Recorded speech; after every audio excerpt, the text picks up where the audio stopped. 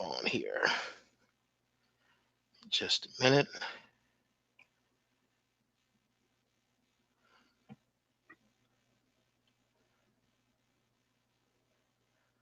All right, we are live, and today I have on my podcast a cat that I've been wanting on my podcast for the longest.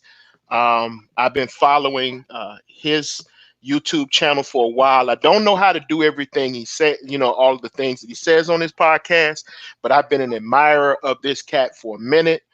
Shout out to my mod. She's in the room. One of my mods, she's in the room. So I got somebody on here today who I've been waiting and wanting to interview, and we're going to get underway with him in a minute because, hold on. A lot of people have asked me, I've got a lot of feedback. People ask me, hey, Tony, what you think about women and the COVID? What do you think about these black women? Look, if they didn't come back after 50 years of welfare, 40 years of single motherhood, 30 years of the motherfucking crack epidemic, 20 years after Ebola, West Nile virus, HNN1, and SARS, they ain't coming back. Okay? COVID is not going to stop those food stamps from coming on the first. COVID is not going to stop that cash assistance for coming on the first. COVID ain't got a damn thing to do with EBT cards. Ain't got a damn thing to do with it. And then on top of it, the penitentiaries and the county jails are releasing their dudes early to keep from spreading the goddamn COVID virus. So she got dick coming from the penitentiary. She got food stamps and cash assistance coming from the government. Nigga, if you can't bring her no toilet paper, she ain't got no conversation to holler for you. Okay? So long story short, it's much ado about nothing about them coming back because they don't need you for shit. And the ones that are working at government jobs, like at the DMV, like at the Social Security office, they out right now listening to me on paid administrative leave. So no, nigga, they're not coming back. All right. So with that being said, let me get underway. I got my man here tonight, the Urban Aboriginal. This is a cat, again, I've been waiting to interview him for a while. I've been wanting to interview him for a while. And he finally, well, I had hit him back before, but I finally got him on tonight. So everybody, welcome my guest tonight, the one and only, the Urban Aboriginal. How you doing, bro? Hey, hi. How are you? How is everybody doing? How you doing? All right. We're going to keep the niggatry to a minimum.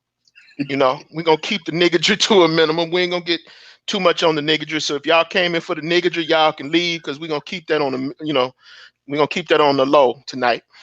So, my man, first of all, tell the people about your channel. Tell them where they can find you at in the whole nine.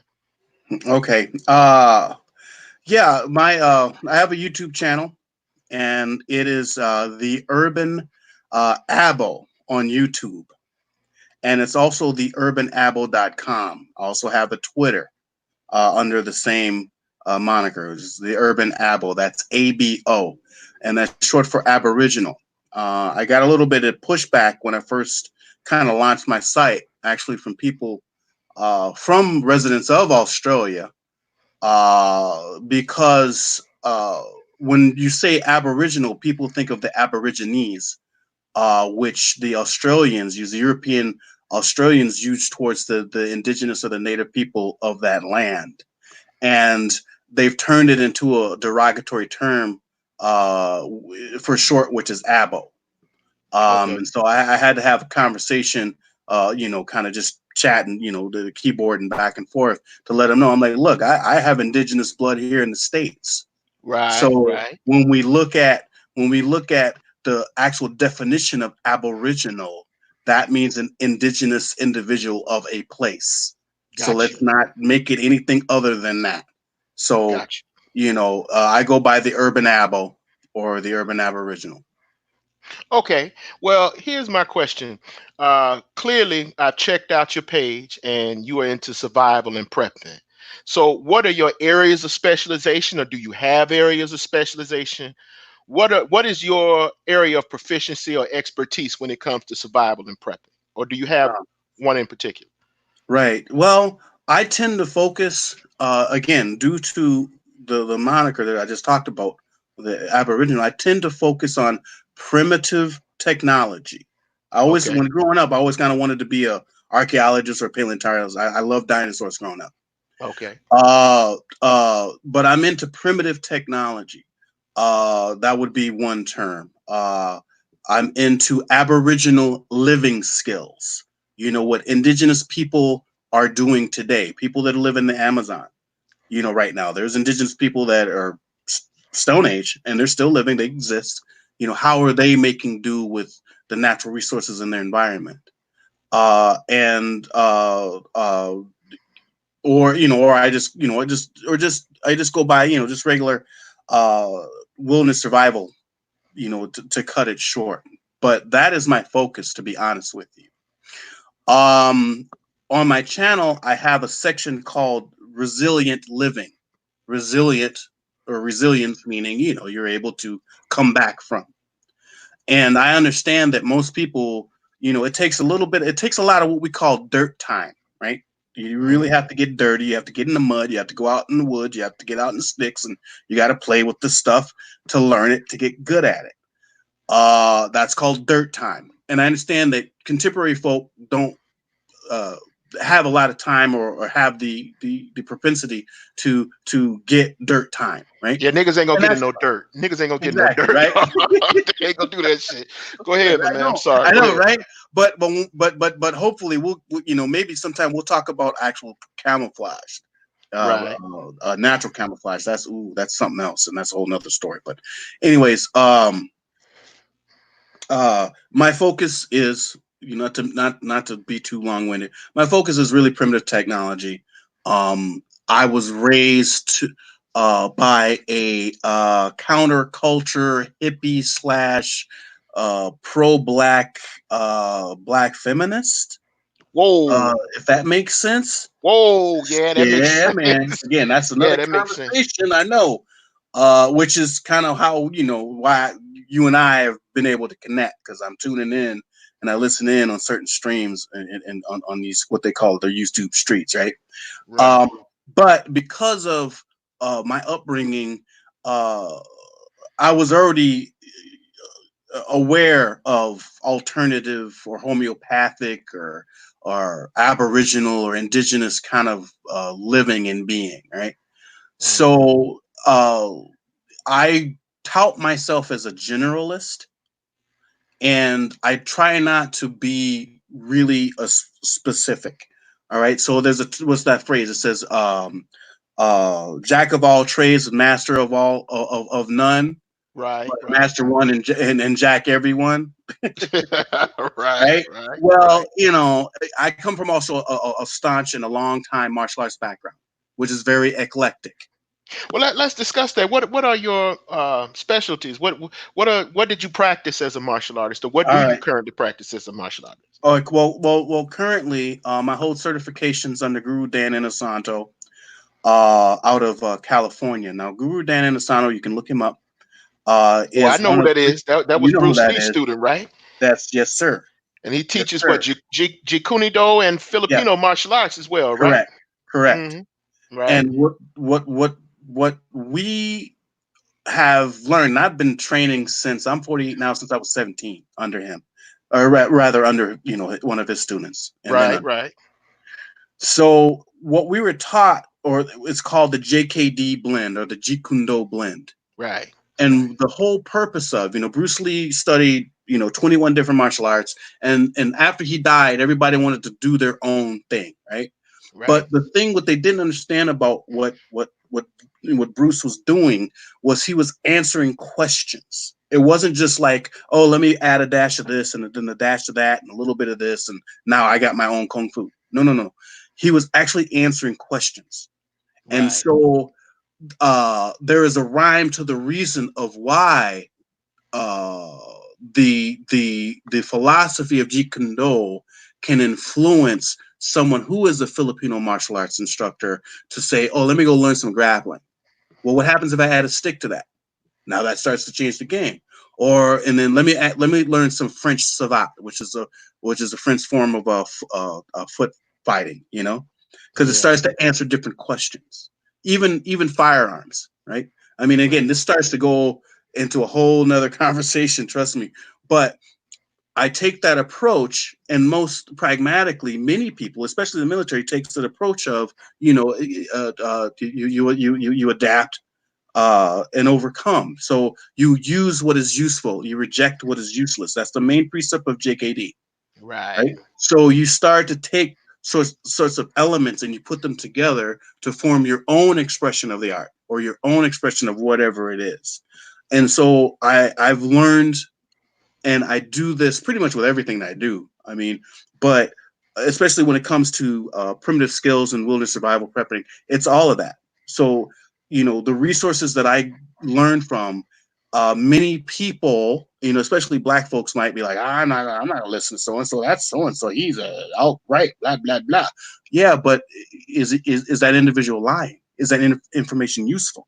Is that Right. some information that I can use? Right.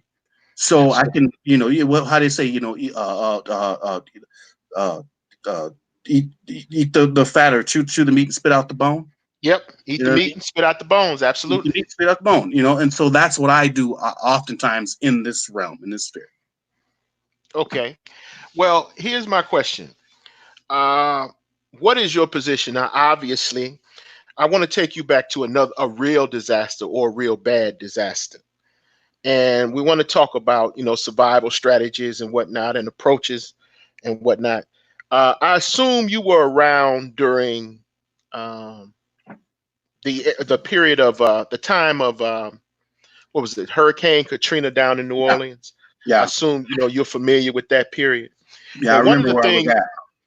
one of the things were that people were confronted with in an area was okay, obviously the flooding. Hmm. Another situation which is common here was the issue of finding clean potable water. Right, That was another issue. right. Shelter and clean potable water. Could you discuss some strategies with respect to survival in what they call act of God circumstances or natural disasters? What Sure. are some basic survival strategies that we could use? That because niggas ain't going out in the mud. Niggas are drown face up. They ain't swimming for shit. We ain't getting in the water. We ain't swimming for shit.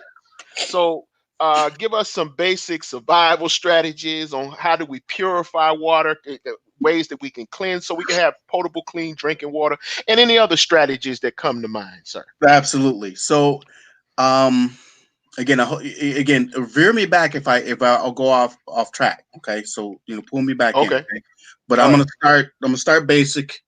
I'm gonna start micro, and then we're gonna go a little bit macro. I hope, right? Okay. So the first thing uh, is that I have a list. I have an article on my website, theurbanable.com, and I have a few articles, right? And the first thing is the rule of three. That's what people need to understand. There's a rule of three, and these are things that I was taught, and I'm just going to share, right? Okay. And the rule of three is there is 3 minutes without air. All right, if you don't, you know, the average human being can't survive 3 minutes without Yeah. oxygen. Okay. Now, there's indigenous people, I believe, in Polynesia, that from birth they're trained to walk on the bottom of the ocean for 7 minutes to fish. Mm, That's them. okay. I mean, you can look them. I can't remember who those people are, but that information's out there. You just look up water people or people that can walk on the bottom of the ocean. Okay. But that's takes training, right? You have to Right. condition yourself for that. Um, the next three. So it's 3 minutes without air, 3 hours without shelter. Meaning, if you're in an extreme situation, too hot or too cold. See, we're mammals, so we have an internal we have a internal 98.6 degree temperature that if it goes above or below that, it's not good, right? Reptilians rely on the outer environment, especially the sun, to be active or dormant. But we have to maintain our core temperature. So 3 hours without shelter in the rain or in the snow or in the heat, we're done. The average individual. Now, this is average. Okay. 3 days without water, right? Well, the Earth is 75% water. Our bodies are 70% water. We're all water-based individuals. Right.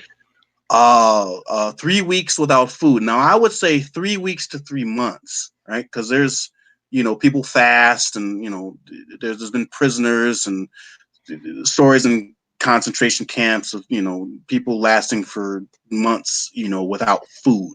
Your body will start to eat itself, as eat its fat reserves, right? Right. Right. So there's 3 weeks without food, but that's kind of the average person. Now, there's two more addendums to this rule of three, which is 3 months without love, or basically human companionship. I have yet to test that because I'm an introvert. So Right. Right. yeah, no, I'm kind of like, but that's just me. I can go 3 months and be like, yeah, I'm good. And like, whoa, but and as people are getting locked down, we'll see how that fares. But I know those extroverts out there, they're wigging out. So, but 3 months without love, and then here's the most important thing: is 3 seconds without hope or less. 3 seconds or less without hope. Meaning, Mm. if you don't have the skills or the knowledge, you might as well just jump off the bridge, or jump off the cliff. That's what you're gonna do, Because it's a because wrap. you're just like, I don't know what to do. I don't know. You know, fuck it. And they, there you go.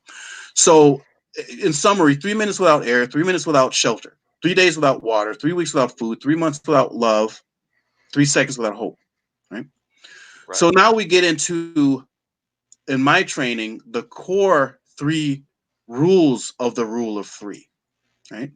So that's 3 hours without shelter, 3 days without water, 3 weeks without food. And this becomes a triangle. And that triangle rotates depending on the immediate need. And Right. if the triangle, if it's an equilateral triangle, meaning at the point of my fingers here, if the first one is shelter, in most situations you got to get out of the elements.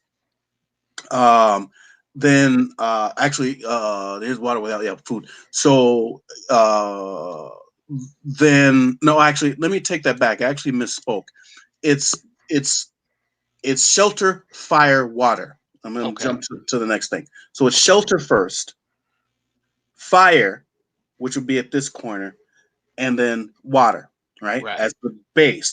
Most people that learn primitive skills or survival skills, they go shelter, fire, water, food. So it's a four. It's quad, right? Mm. Well, no, the way I was taught was because, as I already discussed, we can already survive longer without food than we can without water, which is, Right. again, sticking to what your original question was. The thing is, in order to have potable water, you have to have fire in order to disinfect it. Ah. Okay. You dig? Yeah, I did. Now, Go ahead. without fire, sure, if you're lost in the middle of nowhere and there's a stream or a creek or whatever, river or whatever, not the ocean, not seawater, but it's fresh water, but it's questionable. Um, you can drink from that. Now the problem is it's not disinfected from the microbes in it, the protozoa, different pathogens, stuff like that may be in that water. Because what do animals do? All animals will congregate to a water hole. Now, when we talk about hunting and fishing and food and stuff like that, water holes are a prime place to camp out and stock, so that you can catch animals that are going to the watering hole.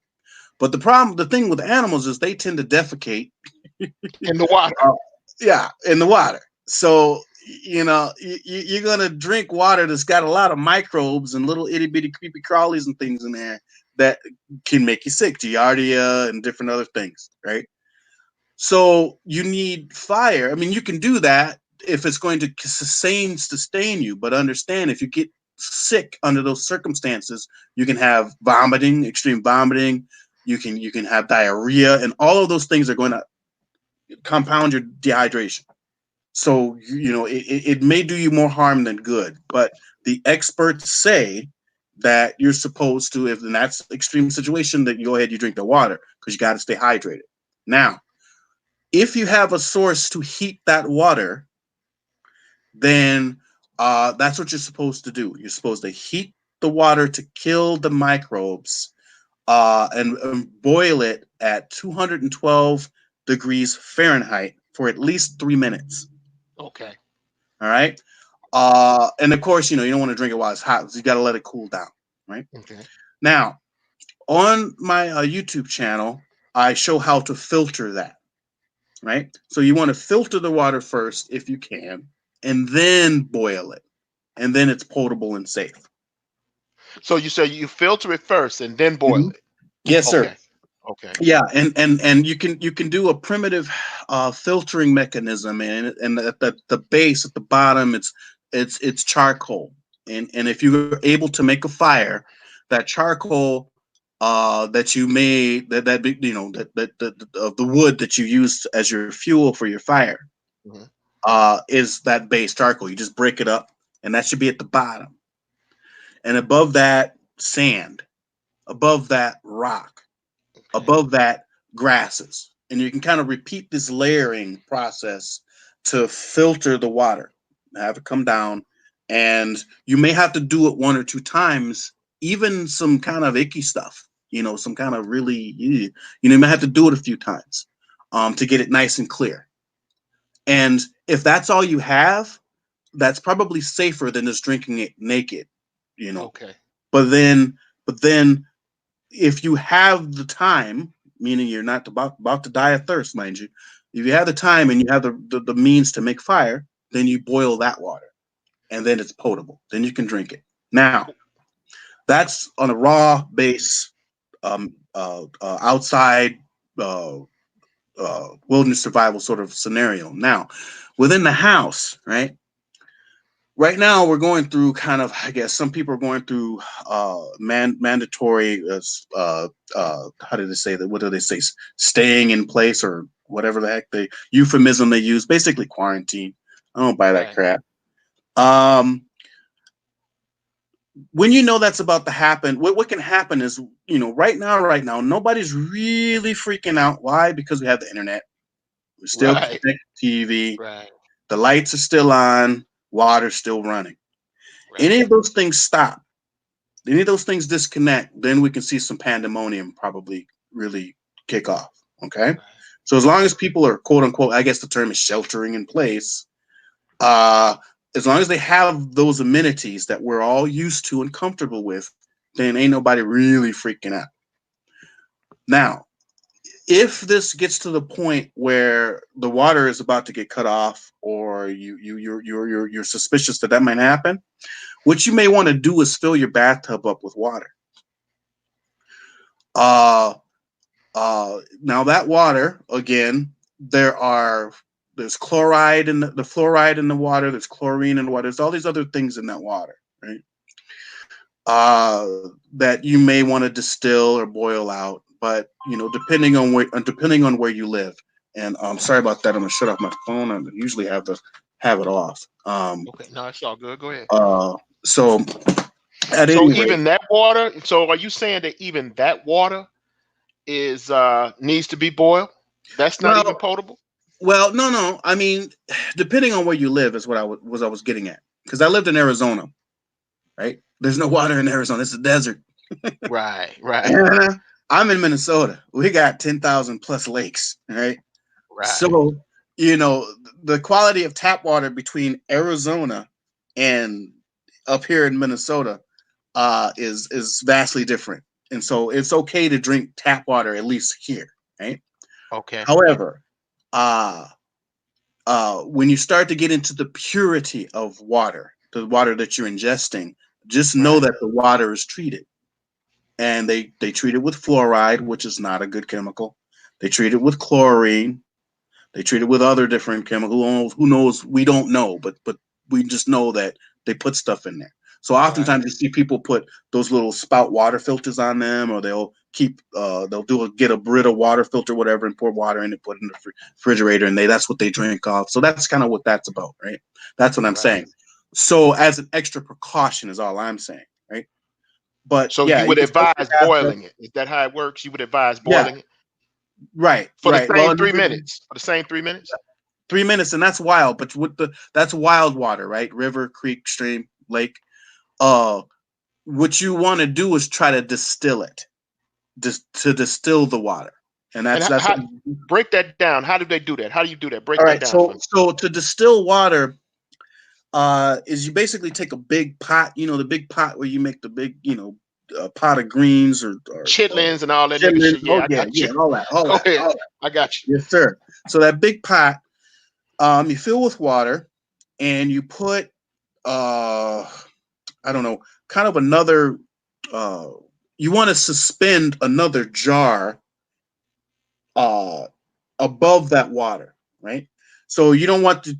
So let's say you fill the big pot, the we'll call it the cauldron. We'll fill the cauldron kind of like halfway full. Well, you need to suspend like a bowl above that water line, and then you boil that water, and that should be covered.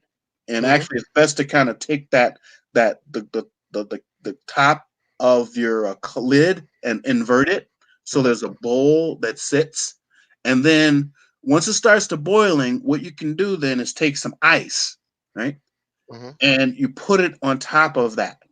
What'll happen is the steam from the boiling water will condense on top of that inverted lid that's With the ice cooler. on it. Yes, with the Okay. ice on it, Okay. and then it'll drip into your bowl. That water is distilled. That Right. water is pure. It doesn't have anything in it, right? Okay. All that's going to boil down because it's minerals. It's heavier, so it's just going to boil down. The same sort of process or the concept would work with seawater. Although I've never tried it or I've never done it with seawater or Hmm. salt water, but that's how you make potable water out of seawater. You have to distill it, meaning you have to separate the salt or the minerals from the actual H2O. Okay. And that has to do with condensation and cooling down the condensation. So that's the concept at a high level, So right? the water, is that a slow boil or A rolling boil. a Yeah, rolling boil? you want that steam. Okay. Yeah, So but the lid needs to be covered. let me see if I let me run this back, see if I got it right. Sure. You said have this pot, have our green Big Mama's green pot, right? Mm-hmm. And then fill it up full of water Yep. Or well, no, and not fill it up. not fill it up. Don't fill it But up. don't fill it up because you have to put another uh, vessel inside of it, but not underneath the water. So I if I can, see. you understand? So you put another, that's where you put the bowl you were talking about, Yes, sir. right? And Yep. then you put the top on top of the pot, but you invert it, Yep. and then you put the ice on top of the inverted pot. Yes. Once it And starts that to boil. Yep. okay. And then it starts to distill into the bowl that you have beneath the lid. Correct. That's Oh, exactly okay. right. And how much ice do you use for that, by the way? I don't know the exact measurements, just enough to get the amount of distilled water that you need. Now, when Okay. it's snowing, you just go outside and you snow, right? Okay. But you Right. can probably go get a 5 pound, 10 pound bag of water, or excuse me, ice, Uh-huh. and do it, and or you can take some empty water bottles and put them in the freezer, and Oh, okay. then or a gallon jug, fill it full of water, put it in the freezer. Now you can cut that away, the plastic away. Now you have a big solid jug shaped piece of block of ice that you can sit on Right. the pan as it's gonna, because again, if you can elevate your bowl that's inside, if you can elevate that high enough, then you can put as much water as you want. You just don't want to contaminate the distilled water with the tap water that you put in there. Okay. Okay. That's the And concept. right, right. And so the distilled water is the water that's melting from the ice on the top of the lid Well, yeah, it's dripping, that's condensing against the top of the inside of the lid and into the falling back bowl. down. Yes, sir. Through the Okay. steam. Through the steam. Oh, okay. Yeah. All right. So that would be how you would, because I was a survivor. Well, the one hurricane that we had was because I'm from Alabama, was the Okay. one in 1979. We had Hurricane Frederick, and that Oh, knocked out power. I mean, that knocked the well, we ran the tub full of water, but the gas was on, but everything else was off. ah, okay. And the distilling of water, I can't recall if we distilled the water, but I Hmm. do remember the running it in the tub or whatever. Yeah, So in times like this, with respect to the virus, and if we have incidents like this, how important would you say clean potable water is in extremely. I mean, extreme we cannot survive that long without drinkable water. without drinkable And water? potable water, drinkable water. I mean, we can drink infected water all day long to get sick and die from it, from Right, the right, pathogens that are in it. But right, we all living things on this planet need water. That's just what we're made of. It's 75% water on this planet. That's people don't really live in the desert like that. We just don't. In fact, if you look, there's some pictures of from space of the planet Earth, right. and you can see at night, and you can see the lightings of the cities, and you can read all of them. The vast majority of them are around or centered around bodies of water. That's us, the human animal. I mean, that's just what it is. I mean, water should be a primary resource that you try and obtain and protect, right? Right. Another way within the house, especially if you happen to having to what they say bug in, especially during these times, is the shelter in place orders and all that, is the back of the toilet bowl. That's clean water. In You know, it's the water in the toilet bowl. Yeah, no, not in the toilet You mean bowl, but in the back? The the back. tank, Yeah, the the tank. tank I'm sorry. before it goes into the toilet bowl. I Again, don't I'm want gonna to sound repeat like a that motherfucker because from somebody's gonna get it Theocracy. wrong. I'm gonna You mean repeat it. like out of the toilet? All right, it's the Right, square thing behind the thing that you sit on. right, Okay, right. I got that's you. clean water. All right, the tank itself may not look all that good, but again, you we've just talked about how to disinfect that. Right. Or if you just need to wash up. Again, there's why we use water for different things. Drinking is one thing, and washing up is another. Right? So let me make sure I'm clear. The water in the tank is drinkable. Yeah, It's that drinkable. water goes straight from the water main up into that vessel, and it flood. That's when you pull that lever down. That's what flushes the nasty toilet bowl. Right, right, See? right, So right, that water is another water source, not right. the Okay. toilet bowl water, right? But the water behind it. Again, somebody's gonna get it wrong. I know it, but Yeah, somebody's gonna get it wrong because you know somebody's how gonna get it wrong.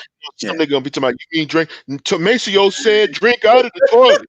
Maceo said drink out of the toilet. You know how niggas are. You know how Oh niggas are. yeah, I know. I trust. You Ooh, know how they are. God, Niggas, niggas So not bright. Niggas not bright. Uh, the let the me other ask you. thing. Let Lastly, me if I may, go ahead. Go ahead. another Go water ahead. water source in the house is, if you have a house, is your water heater. Water heater. Yeah, there's that big tank in the basement Right. that's filled with water. What? Yes, sir. You just got to know how to work it, and you do the spigot, you can get access to that water, and that holds gallons of water. And that's drinkable too as well, right? Yeah, that's the water straight from the water main. It's what Wow. it gives you a hot shower in the morning. Wow. That hot water that comes out of the sink in your house, that's that. Wow. So Yeah, let me ask you something yes, sir. about for times like these. Would you recommend, as a general practice, not for times like these? Let me ask this question: as a general practice, would you recommend uh, storing water? And if so, how much water should we have at any given time in our homes? It's off the top of my head. Um, we're supposed to drink a gallon of water per day, one person. Okay. So that's just a mathematical equation. So if you got a family of four, and you figure what the FEMA says, 3 weeks, to have at least preps, food and water, medication for 3 weeks. I think we might be dealing with this for longer than that. But again, we will need a renewable source of water. That's kind of, who can store that kind of water. I don't know that amount of water, right? So basically, Now, we're talking about 21 gallons if we do a 3 week supply. 3 weeks exactly. Okay. And again, that's again per person. Some people need more water than others. We have to think about there's the infirm, meaning people that are sick Right. or dealing with issues. And then there is the elderly, and then infants or the Right. babies. They may Right. require more resources than the average healthy individual, right? I could probably be good with 1-2 glasses of water a day and operate, right? Right. That's me, right? But someone else may, depending on what's going on with them, they may require more, and that's drinkable. Let's not talk about keeping stuff clean or to cook or to wash clothes. So water Mm.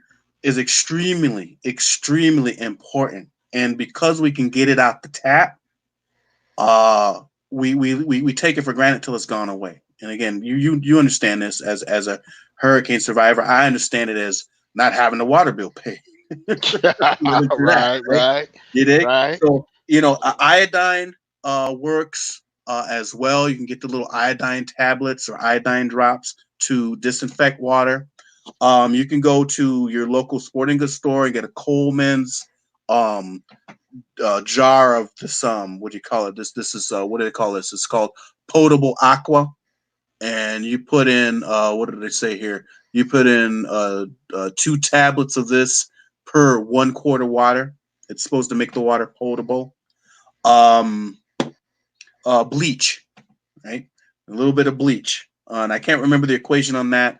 I'm going to look that up and post it on my website just to be sure. But just a little bit, a little couple of drops of bleach in water, which is supposed to let it sit. I think like 30 minutes, switch it around if questionable water, and that should disinfect it, right? And you said for So 30 minutes. yeah, yeah, and this product also requires for you to let it sit for 30 minutes as well after Okay. you apply the tablets. Okay. Okay. See what I'm talking about? See this is what I mean. This is what I'm talking about. He said make sure there isn't any added cleaning agents in the back of the toilet. Now, nigga, Right. who gonna drink blue water? Who gonna drink blue water? Never mind. Never mind. Never mind. Okay. Moving on. Moving on. Uh Can I since you said that, can I bring this up yeah, because go ahead. one Shoot. thing that because we need water to flush the toilets, and then we had this I don't know epidemic of people just going crazy buying toilet paper and stuff. I mean, that's another conversation, I think. But what you can do if there is no water and you cannot flush your toilet, it gets real unsanitary real quick. So what I went on ahead and have done is I've gotten this what they call Royal Flush. This is the chemical that they use in porta potties. All right, Royal Flush. Get you a gallon or 2 or 3 of this. And what you can do is you can make a makeshift toilet if you don't have one, or you can use it in the one you have. But the thing is you need to be able to dispose of that waste. So you take a 5-gallon bucket, you put your plastic liner in there, you pour this Royal Flush in there. You do your business, and in fact, you can take the toilet seat off the toilet, or if you have another toilet seat, put the toilet seat on top of that 5-gallon bucket, so you don't hurt yourself. Right. Do your business, and then when it gets full up, then you can just bag it up and dispose of it sanitarily. Okay. Right. Right. So now this is gonna turn the water blue, and yes, sir, I ain't drinking it. I ain't drinking that. Nope. Oh no. But this is something to have on hand if you're talking about bugging in or urban survival. So Right. get you a Okay. couple of gallons of this and make that makeshift toilet. Now, one thing I have to say is uh a lot of these things, it's one thing to talk about it and have that checklist and to know uh anecdotally, not anecdotally, but but to know, you know, that we talked about it, and because of the internet, and you can go Google something, and everybody's like, yeah, I know.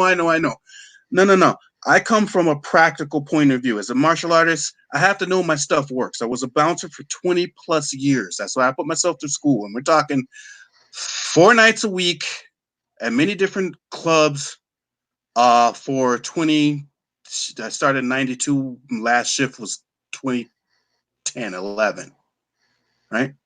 Uh, I have to make sure that my stuff works. It means you have to put it in practice, right? Right. So unfortunately, we're going through some things as a country, as a people. But this is the time to learn to swim is not when you're drowning. So this is the time to say, okay, well, the urban apple said, use some royal flush and use a bucket and put some liner in there and put the toilet seat in and use it. Actually, do it.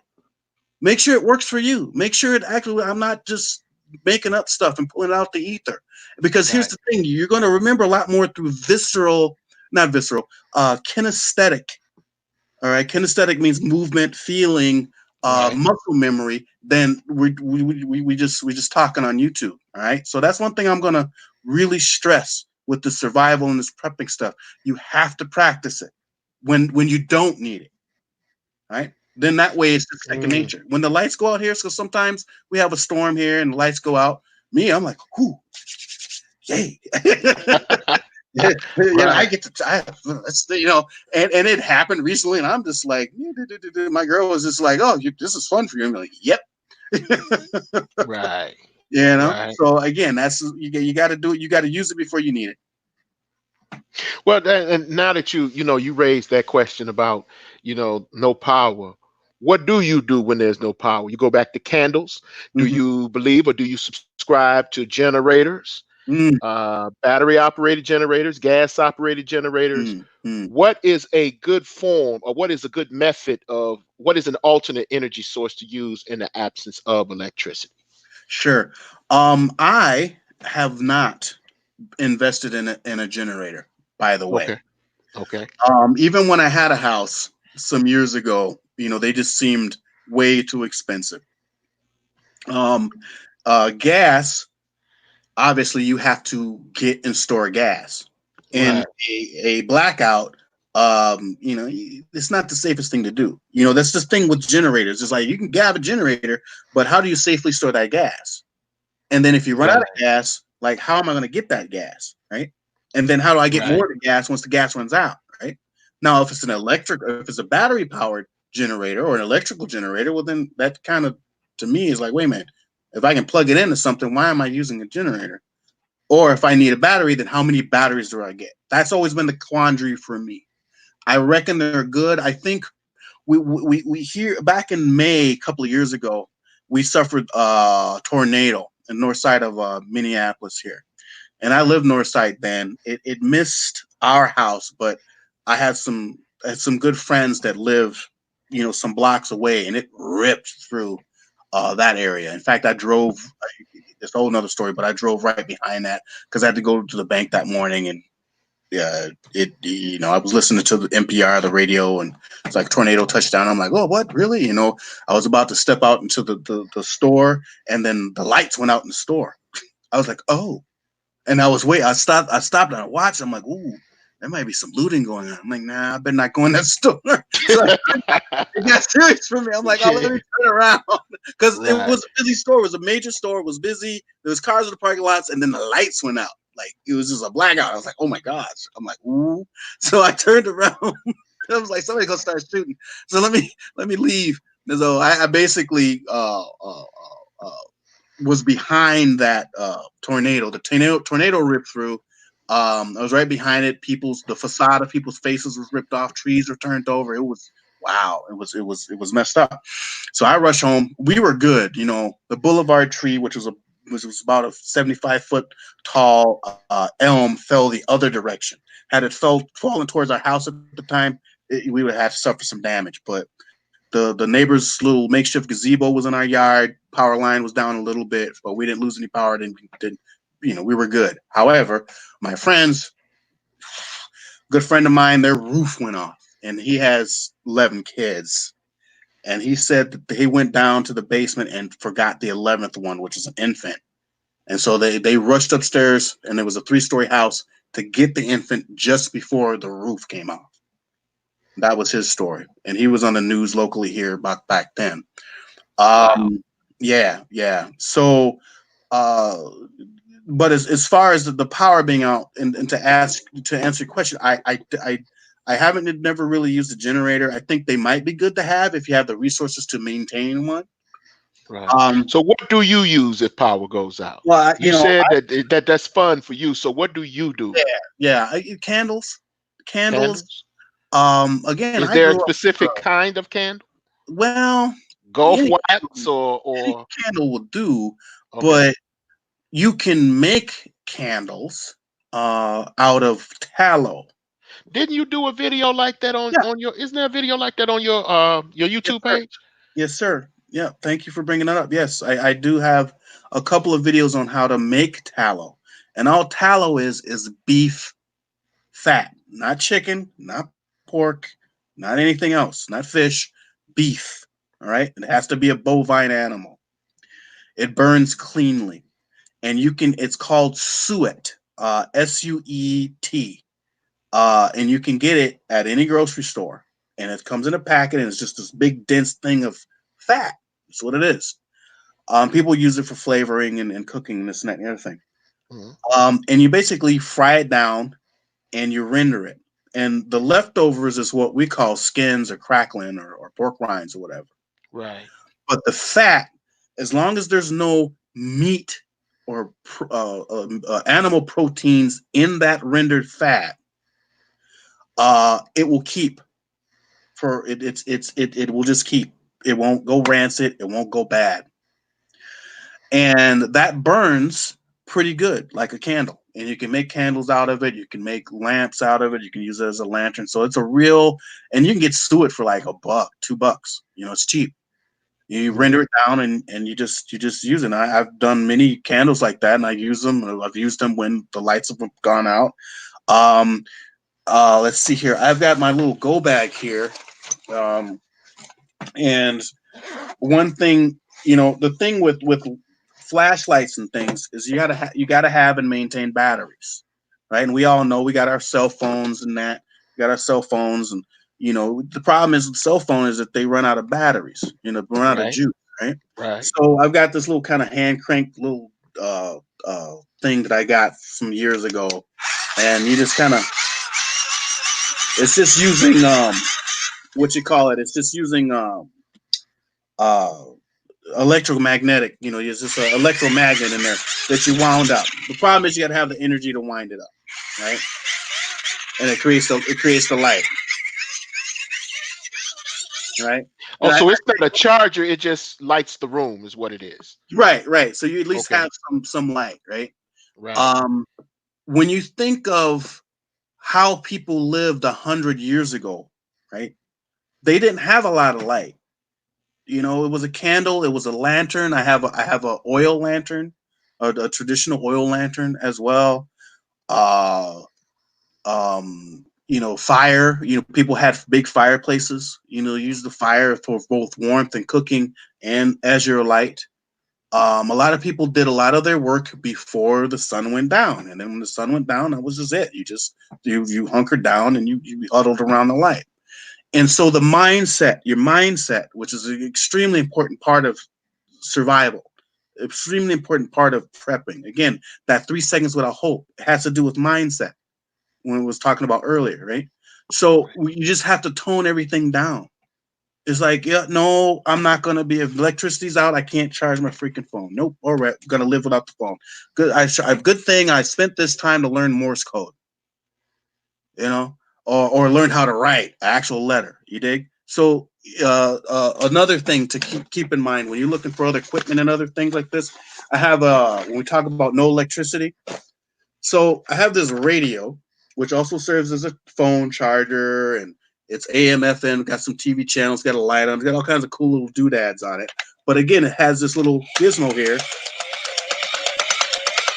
that I wind it in order to power it. It also holds batteries. But the problem with that is that when we run out of batteries, then we're stuck, right? Right. So uh, when you invest in tools that can be powered without batteries, solar is a big thing now. It's real interesting when we talk about uh, potable water. When we talk about solar power, these are free things. And what I mean by that, the potable water part is that you can get these rain barrels that if you have a house or whatever, you can put the rain barrels underneath your draining from your roof and collect rainwater. Mm. And there are ordinances in certain cities or counties or states that prohibit you from doing that. There's also huge ordinances or tax issues or fines that you can get from trying to power your house with solar panels. Why is that?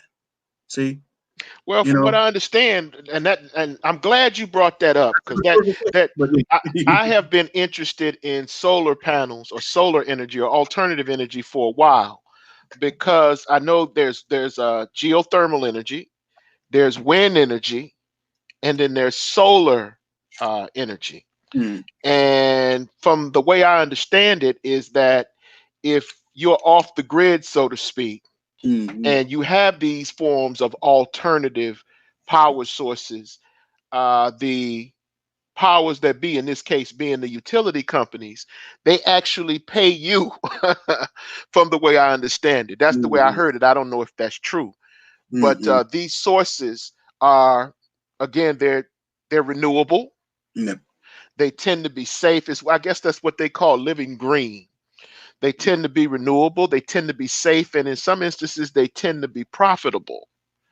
So my question becomes is how important, or are there some reasonable, some ways that are, when it comes to cost, are there some reasonably cost efficient ways to use this type of alternative energy for those people that don't have the money to buy five-figure solar panels, for those right, people right. that don't have the money to buy that expensive form of renewable energies? What are some alternative ways that they can use this, or are there alternative ways that are reasonably priced that they can take advantage of alternative power sources during pandemics or blackouts or natural disasters?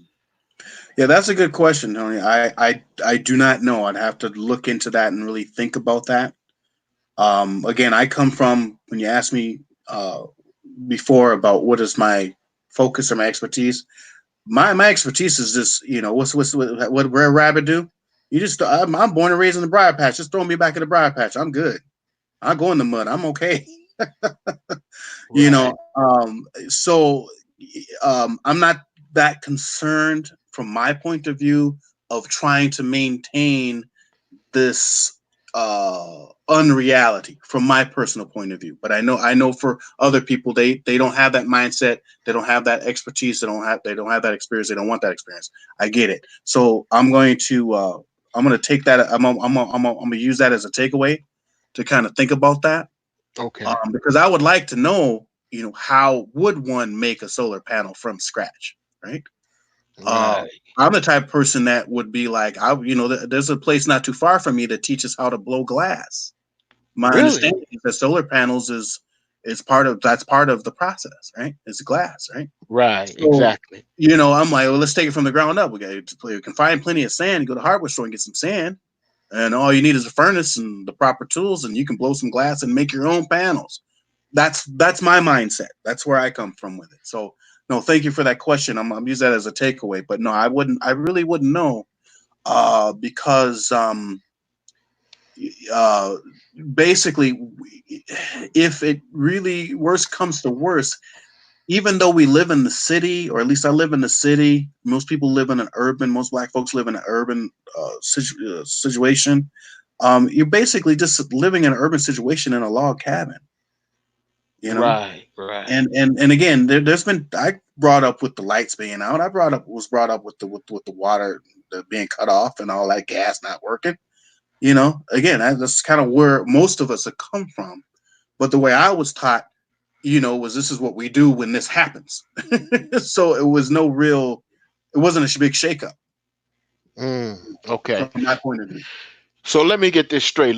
What you laid out here was a scenario of being able to use, as far as energy and lights is concerned, oil operated lamps, Yep. being able to make candles artificially from beef fat. Yep. Also, when it comes to potable drinking water, basically going to the probably to the Army Navy store, to the sporting goods store, Yep. and buying those tablets, or you say using bleach, a couple of drops of Yep. bleach, Couple and boxes, you don't need to. So let me get this straight. You don't need to distill the water after you put the tablets in. You can just, after 30 minutes, you let it sit, put it in, and then after 30 minutes, it's safe to drink. Is that correct? Is that Yep, what you're that's what saying? they say. Yep, that's what they say. And again, you can drink the water, but the key is to disinfect the water. So if you go to, let's say you have a pond nearby, or there's a puddle of water because it rained, right? Right. Uh, you that water has to be disinfected. Okay, Right. there's there's microbes in there that you don't want to ingest. There's chemicals in there you don't want to ingest. So iodine, bleach, this potable aqua that's supposed to have tetracene, hypochloride, and other ingredients, quote unquote. Uh, it's supposed to make such water potable, I reckon, right? But I have some on hand. Oh, the other thing is, oops, and see, I have I pulled out a bunch of my stuff. So again, like I said, thanks for contacting me, brother. But here's another thing: is this life straw? Right. Yeah, got one of these. And what is that? For Oh, those but that don't know, what is a life straw? What is the that, and life what does it straw do? is basically a filtering mechanism, to where you can find a creek or a stream and pull the gimmick out and drink water, and it's right from the creek or the stream. And that thing automatically filters it. Is that what it Yeah, does? automatically filters it. And how long do you need to let it sit before you Nope. drink it? You will be right there. Just that's Immediately? it. That's this. That's what they Immediately? tout. That's what they tout. Yes, sir. You don't have to let it sit. You don't have to shake Nope. it or nothing. Just Nope. put it in there and it naturally distills. Out backpacking, you pull it out your backpack. You find a creek. You go. Wow. And Yeah. it naturally distills. It naturally Yeah. It distills just those microbes goes and through all of that all the stuff. microbes. Right. And again, there's certain rules of thumb. Right. Again, we live in the city. When you're out hiking or you're out in the woods and you're dealing with water that is accruing or happening naturally. It's a stream, a creek, a lake, a river, a pond, a puddle. That's Right. one thing. When you live in the city, we have all this runoff from, if you live in a place where it snows, it's salt and oil and chemicals and, just Right. all this stuff, right? So Right. I am not willing to go up to the curb where a little puddle is at next to the drainage ditch and use this on that. Nope, not gonna do it. So I'm not recommending that. But if you have a park nearby where there's a pond or a creek or some sort of natural body of water, this is where that would be recommended. Okay, Okay. so And where that's where what do I'm you get saying. one of those things? Where do you get those? Oh, I just bought this off online off Amazon, right? Because Okay. I keep my ear to the ground. Again, I'm more of I'm a primitive technologist, so I this to me is cheating. Right. Right. Yeah, nah. um, this is cheating. I mean, but because if I need water, I know where to get it because I know what plants live in water. Like around these parts here, cattail has to live in water. So if you know how to identify the cattail plant, you know that there's water nearby. And what You know. is a cattail plant? What is that? Oh, I don't. See, I don't have any. Do I have? Oh yeah, hold on a second. I got one of my books here. Uh, because I want to give you a reference. This book is Peterson's Guide to Medicinal Plants and Herbs. Okay. Okay. Yeah, Peterson Field Guides. Let's see. I didn't pull my other one. But let's see. I'm just gonna go on the glossary real quick. Yeah, Typha latifolia. Okay. Hey, I went right to it. That's awesome, man. Good mojo. 350, 350, 350, 350. Very common plant around lakes, any body of water, really. And that's your supermarket of the swamp, as they call it. That's the nickname. Because you can do so much with cattail. Really? Like Yeah. what? Oh, God. Well, first of all, this is, if you can see, this is what cattail looks like. And most people have seen this. All right. That brown part is why they call it the cattail. Right. Okay. Okay. And it's got big leaves. It's a water plant. It doesn't grow outside of the water. So this is cattail. It's the typhus species. There's latifolia and another subgenus of this plant. But around here we got Typha latifolia. Now, cattail actually deserves kind of a time of conversation of its own because it's so like just Vast.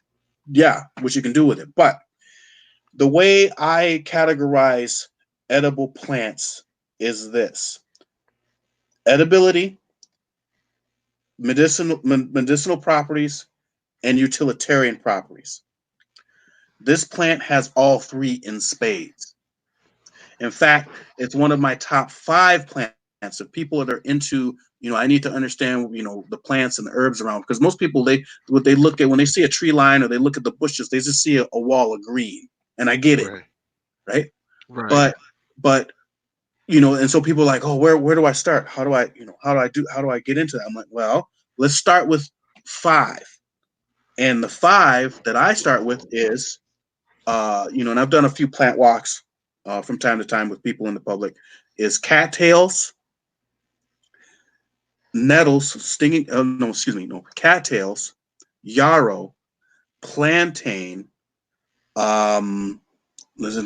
plantain, stinging nettles, and dandelion. So those are my 5. And the reason why those are the first 5 of the first tier is because once you can identify and have a relationship, because that's the word, you want to have a relationship. See, we have a relationship with, you go to the store, collard greens, turnip greens, because we have a relationship with that. We know what a carrot is versus a beet, Yeah. Absolutely. corn, because we have a relationship where we eat it all the time. That's the relationship. But for Absolutely. wild plants, we are vastly removed, especially Black folk, away from the plethora of food that we walk on. Yeah, man.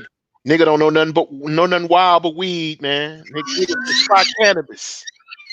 You can't start with me, man, because I'm gonna Nigga lose can it. spot cannabis, man. It's like, you see, you talking Chinese to them, goddamn. But when it come to weed, they could tell the difference between Perp, Reggie, Lao.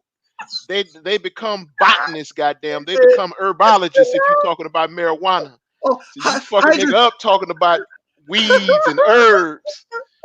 hydroponical degrees galore. This is Yeah, like yeah. hydroponic scientists and engineers. Yeah. Oh, yes, Nigga, that ain't real. That's got too many sticks in it. That's some bullshit. I mean, identify it on site, goddamn. Identify it on and know the technical name for it. No, not nigga, that ain't weed. That is cannabis sativa. The fuck you talking about? Woo. You know how we are. Yes. You know how we are. But that's a baseline at least. And by the way, it's got 5 leaves, right? Right, right, right, right, right. God, dog, man. Oh, so the reason why I chose was 5, and I guess it might as well be 6 because that's what be weed. God, Yeah. dog. That ditch weed. Yep. Oh, Niggas like become your headache. herbologists over that weed, boy. They become herbologists. Oh no.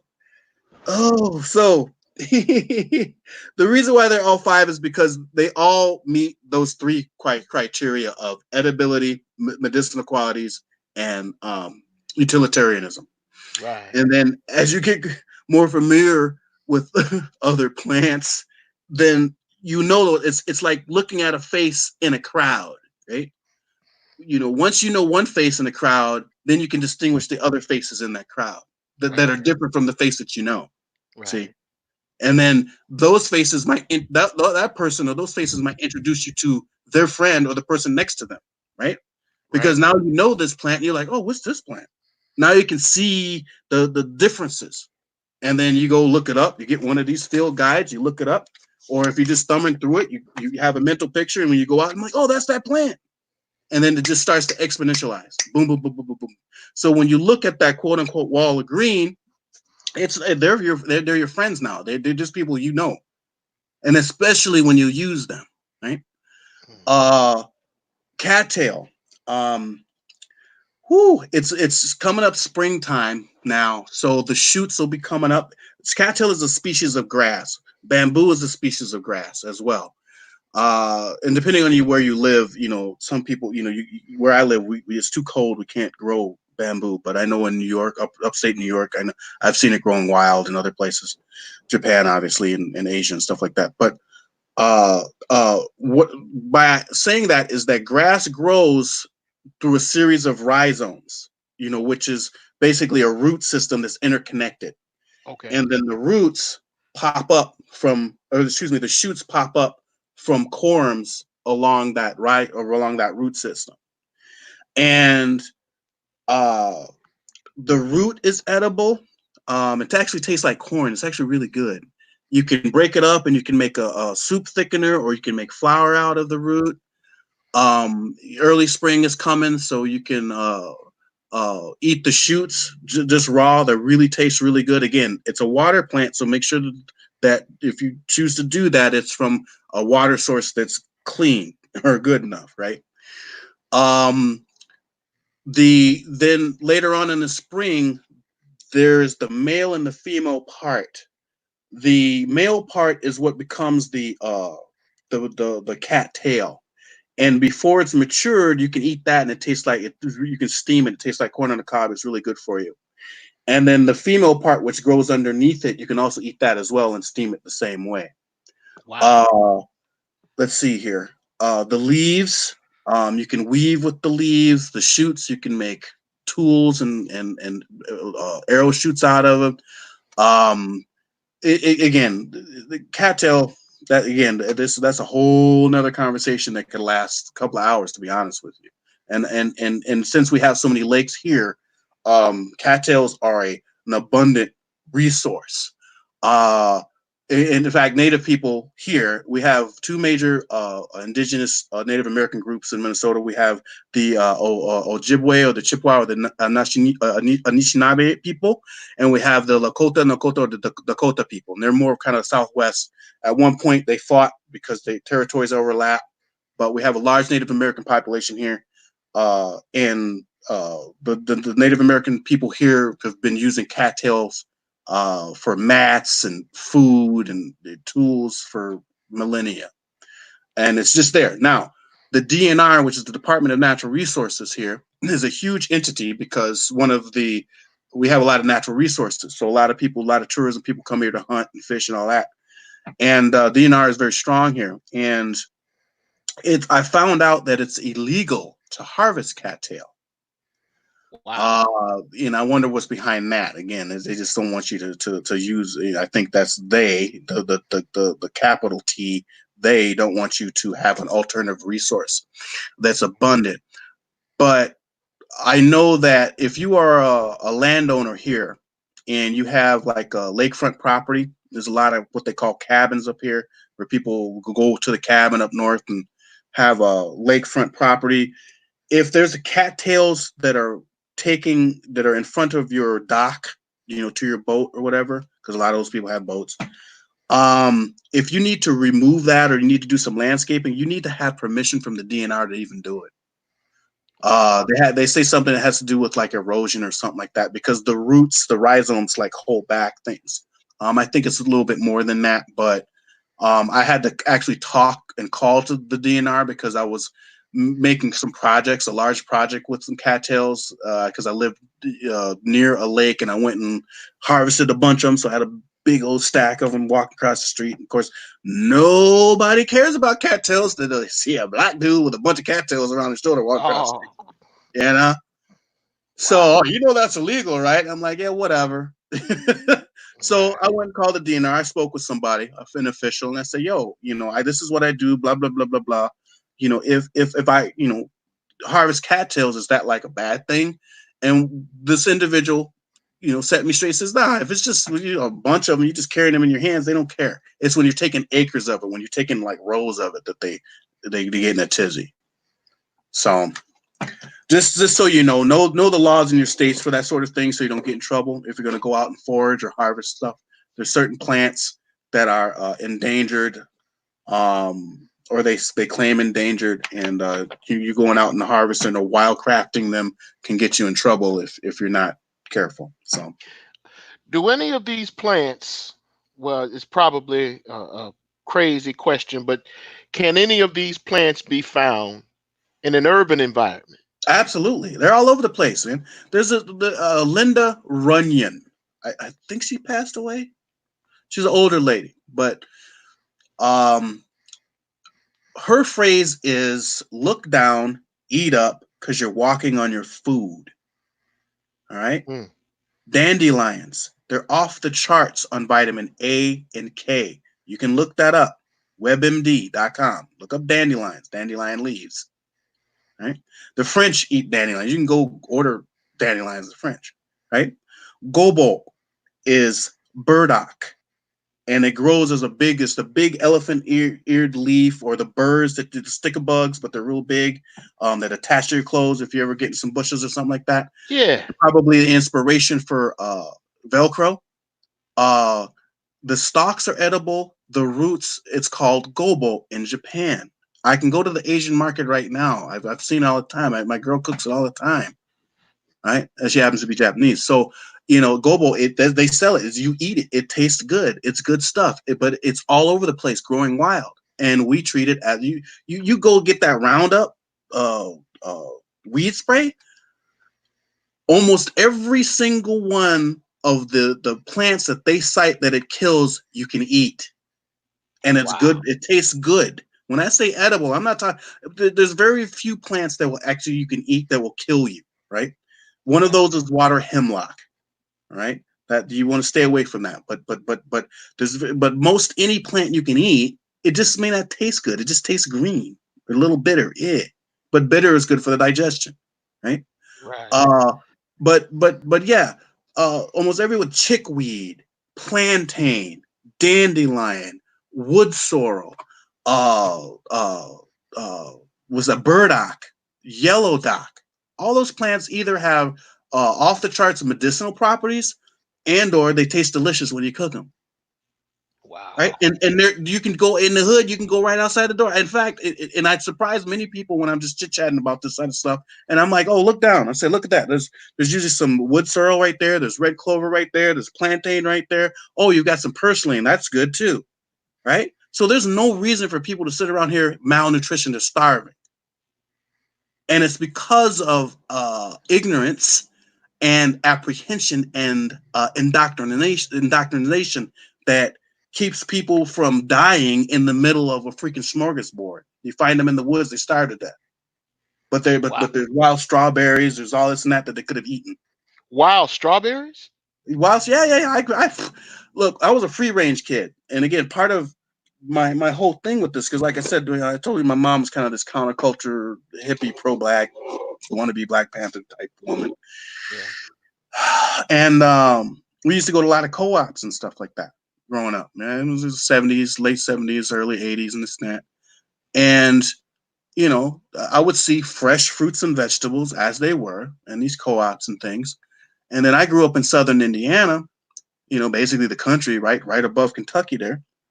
And I played in the creeks. I was a critter catcher. I like animals, so I like catching salamanders and turtles and crawdads and all that. That's kind of my thing. My daughter and I, we have fun. We catch toads and stuff like that all the time.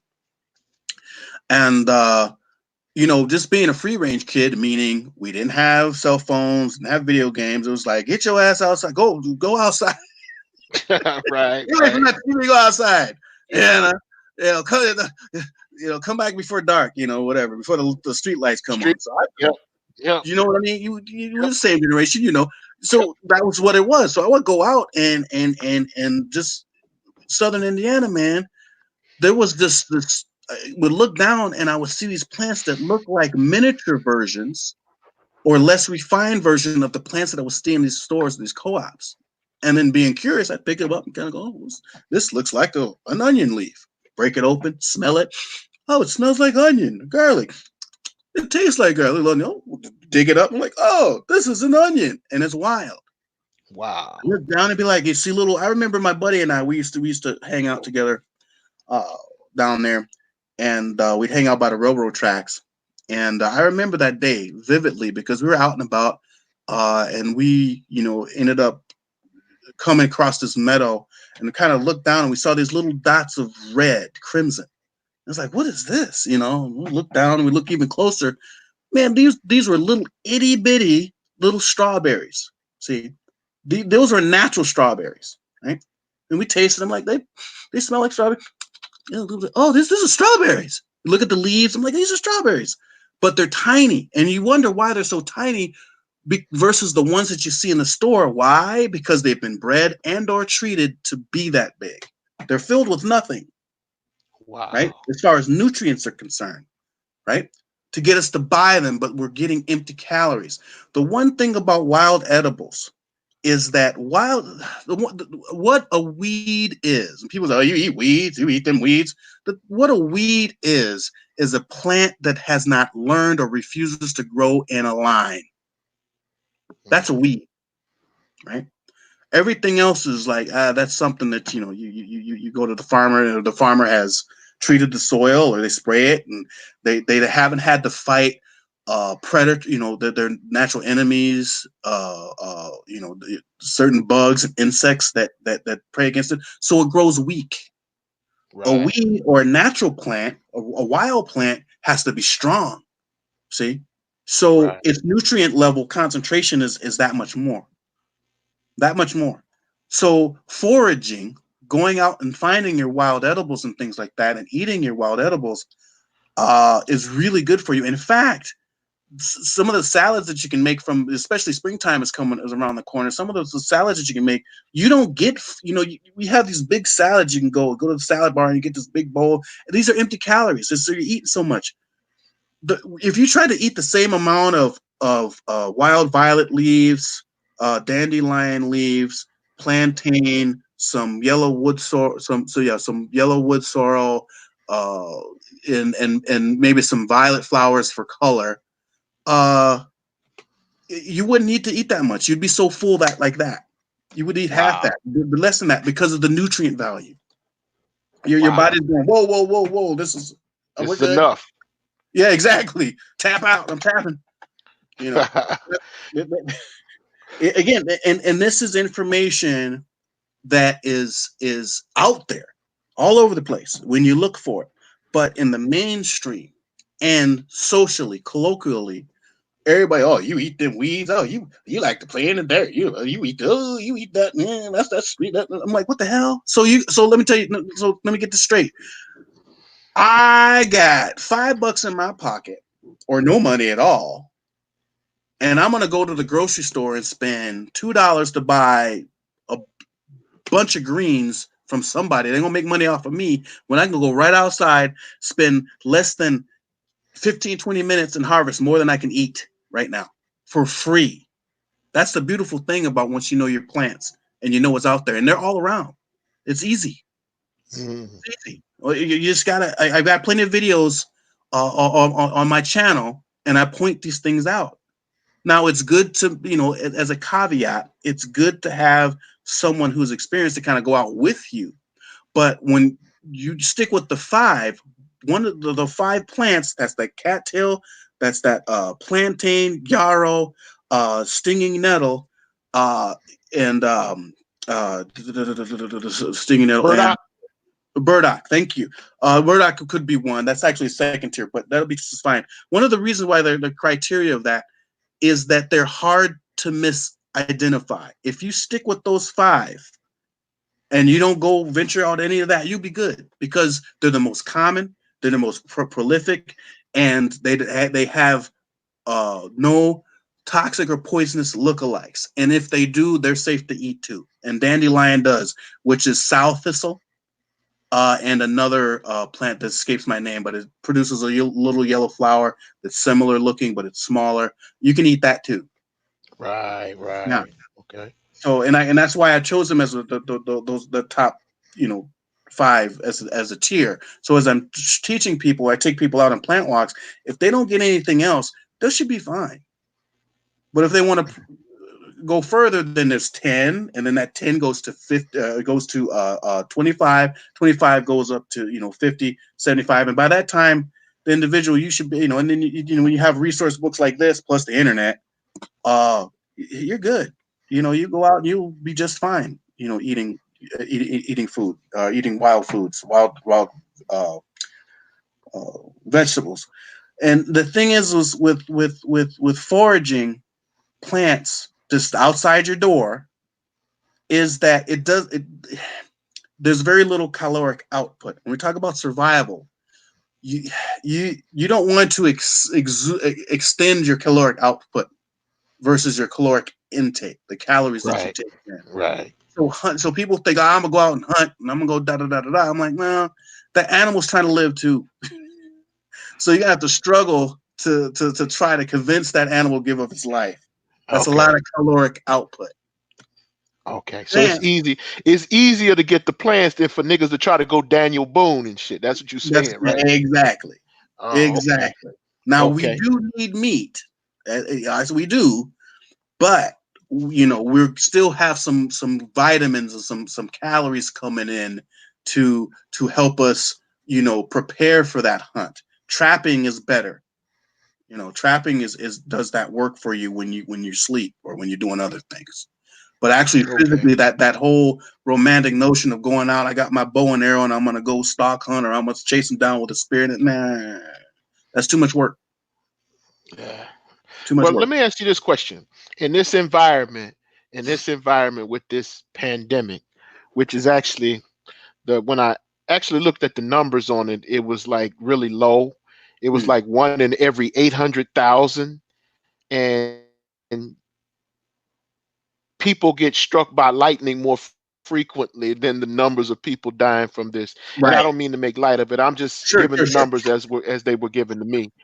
Uh, in this environment, what do you do? How do you cope? How do you roll this environment of a quote unquote global pandemic?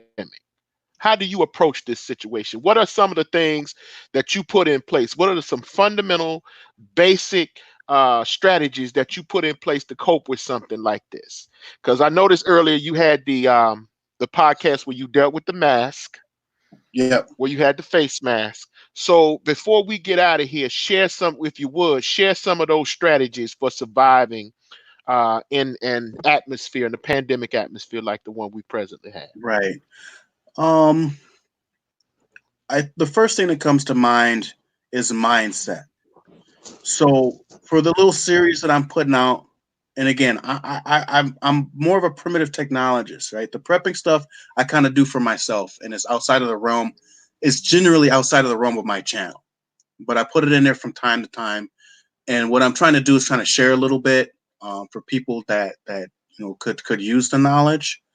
But the key thing is mindset, mindset, mindset, and I usually add a description. I post on my YouTube channel, but I also post the same thing on my own website.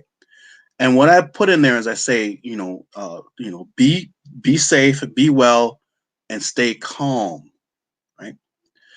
Uh, that's the key thing is to breathe and to look around and make an assessment of what you got going, what's really going on, what's what, right? Now I'm going to go into one of my articles, and I was actually before we got on together, I was trying to uh, get together, piece together some notes. But one thing that I like to put into place is that there's three modes of survival in my opinion. There's the Aboriginal primitive survival, there's military or tactical survival, and there's modern or practical survival. Now we're in a space where many of us Black folks live in the city, so it's going to have to be both military and or tactical and or modern or practical survival. And under modern or practical survival, I'm going to coin Big John of the Primitive Mind channel. All right, he's on there too, and he again he comes from the point of having a preparedness mindset. And when we talk about the sacred order, shelter, fire, water, shelter, fire, water, food, he talks about he puts it as food, water, shelter, medicine, a means of self-defense, and a plan. So again, what he says, and I have it as and I had included in an article on my website is food, water, shelter, medicine. If you have medical issues, make sure you got your stuff stocked up. Usually, because of what's going on, you can go to your doctor and say, hey, "Look, they usually give you a month supply or whatever. You can say, I need, this is supposed to go on 18 months or whatever. You can probably get 6 months, 3 months of whatever you need. If you need insulin or whatever, you can go to your doctor and say, hey, look, because of what's going on, can you stock me up on this? And that's a big deal is medicine. A means of self-defense and a plan. All right. And I like that. I really like that what he put together because a means of self-defense, right? Um, you know, Awareness comes to mind. You gotta be aware of your surrounding. I did some bodyguard training as well from a air marshal who used to do diplomatic security. Some guys, some myself and some of my gym mates from the gym I trained with back in the day. And the key thing was awareness and wilderness survival. It's awareness, and part of the bodyguard training is you don't you take your principal or your VIP, your VIP, and you move them away from threats. You don't move them to or through threats. So I don't care how big and bad you are. It's you get injured, you get cut, you get separated from your family or your loved one. It's better just to avoid the situation. Part of that is being aware. You see a bunch of motherfuckers hanging out on the corner. How Tommy say, if there's three, I shall not be. I worked in the clubs for 20 years, man. Trust me, I've seen all kinds of bullshit that keeps that uh uh that maxim he says quite pertinent to my experience. And so I just avoid. I cross the street or I go the other way. I keep my profile small. So in lieu, well, not in lieu, but in this particular situation, it is keeping your ear to the ground, open oneself up to all sources of information. Again, there's some alt-right channels, there's some alt-right people, or what people would consider alt-right or whatever hell, that are giving some really good information because they dang sure keeping their ear to the ground on what's going on. And to be so insular or to be so how do we say I would say I don't know prejudicial about where the information you get from in this time is this is not the time to do it. This is time to get information from every source and then do the mental math work to figure out what is actually right, to discern what is true and what is false. Now, I've seen some sites or some people that I tune into say exactly what you said. It's not as big as it was. In fact, there was another disease that had more issues, but we didn't go into lockdown like we did. We didn't shut borders like we did. Well, here's the thing: when this started to really become big, I happened to be in Japan at that time. Yes, I'm a passport bro. And that was back in January. So it was a couple of months ago. And it was on the news kind of all day, every day. And they were counting the death tolls and all this and that. And it was around the time of Chinese New Year. The thing about Chinese New Year being that China's so close to Japan is that uh, uh, a lot of people vacation or travel to Japan from China for Chinese New Year, Lunar New Year at that time. So that was a big concern. They were like, right? And I had to wear a mask. I wore a mask, and the mask, the one thing about the mask is that it's not going to prevent you from getting the disease. It can it might help. It's at least a barrier or something. There's a psychological thing there. But if you have a pathogen in you, or you have a virus in you, you're not putting it out. And in Japan, it's a very small country. It's very dense, very closely populated. So people they're trained to be, they're raised to be very socially conscious. And so if you got something going on, you're hacking or coughing up, sneezing and stuff. If you go out in public, you're supposed to put a mask on. People are going to look down upon you like that. So I have a perspective about this way before it has gotten to the point now. So the So mask is basically what you're saying is to keep from spreading it. It doesn't protect you from anything. exactly. It just keeps you from spreading the pathogen or the disease. Is that correct? Exactly. Exactly. Mm. Yes, sir. And yeah, I mean, I guess they say there's an incubation period, or there are people who have it but have no symptoms, whereas someone who is susceptible, basically elderly men, are more susceptible to contracting it. So if me, basically what they're saying is that if you're a carrier, um, and you're walking around, you could breathe on somebody or cough or sneeze on somebody, and that person might catch it because you're just the carrier, but you're fine. That's what they're saying. Again, I'm not a biochemist or a germologist or any of the medical doctor, but so I can only go by what they are saying. But I was there kind of in real time a couple of months ago, and so for people not to take this seriously, going around licking things or partying on the beach or whatever the heck, yeah, see that's some foolishness because it was real there, so it was straight up real. And it's been months since get back. I have no symptoms in this and that, but even where I work, we've been given the work from home mandate right now. They have, we have no official quote unquote uh, uh, uh, stay in place orders or quarantine orders, or anything like that yet. But just my workplace, it's kind of an international business company. You do a lot of international travel and a lot of travels and stuff like that. They're just telling people just go ahead and work from home if you can, and I work in IT, so that's what we're doing. So for me, being prepared or having a mindset of preparedness is what can get one through this sort of issue. I think those people that went out and bought a bunch of toilet paper, just because before they bought food and water, and things, it's people living in a state. See, living in a state of unreality. One thing I told my daughter, because I teach her a lot of stuff, and I take her out and work with fire and making fire and this and that and the other thing, wilderness skills, martial arts stuff. As I tell her, I said, when we live in the house and we got the lights on and we got the perfect temperature, the water's running. I tell her, this is artificial. This is an artificial construct. It's an artificial environment.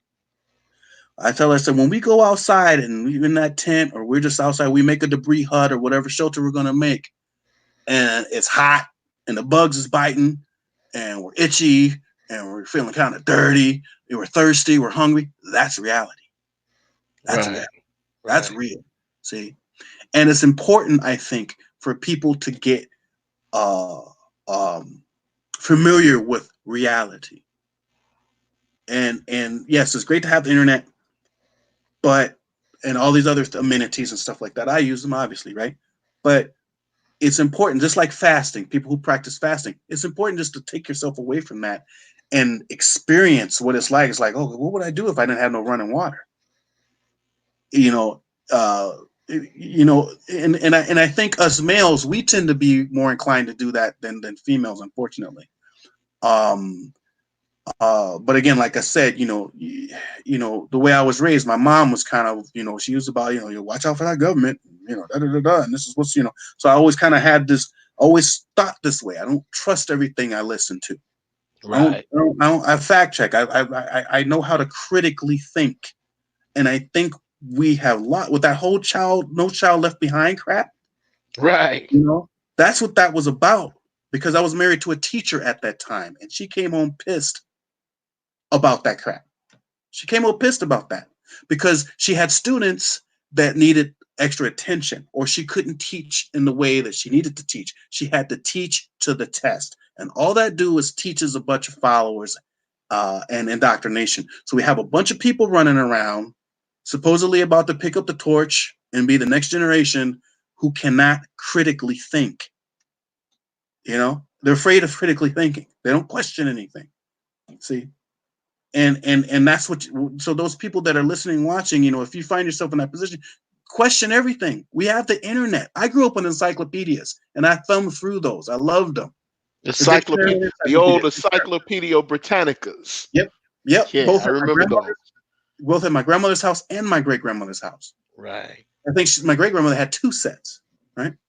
And I love thumbing through them things. I wanted to know how to make. When I was young, before I actually had official training, I wanted to know how to make bows and arrows and stuff. That stuff was fascinating to me, right? Right. And so, but I was curious. I had that curiosity, and I didn't care if I was called lame. I didn't care. Oh, you want to be white? Oh, you talk proper. I didn't give a. I gave no shit. That didn't matter to me, not one bit. Well, Right? you know how we do it though. See, the thing is you supposed to have the standard nigga hobbies. If you don't have the standard nigga hobbies, you ain't really black. No, I can't. I can't. I So can play spades.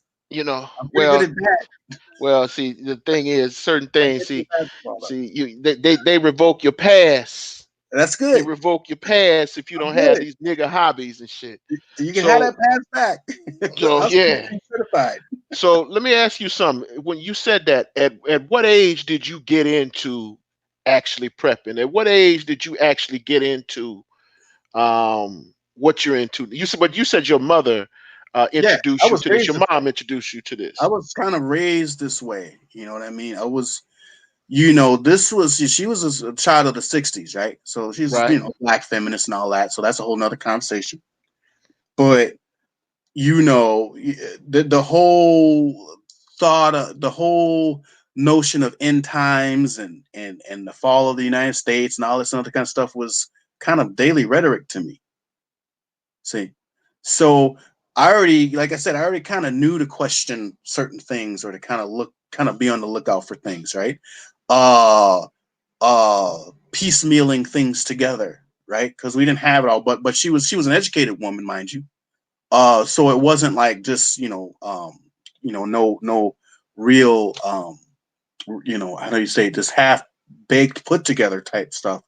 But you know, it was just kind of it was just a part of my upbringing. We didn't have a lot of money. Now, uh, I lived part of my life with my extended family, which are a little bit more well to do.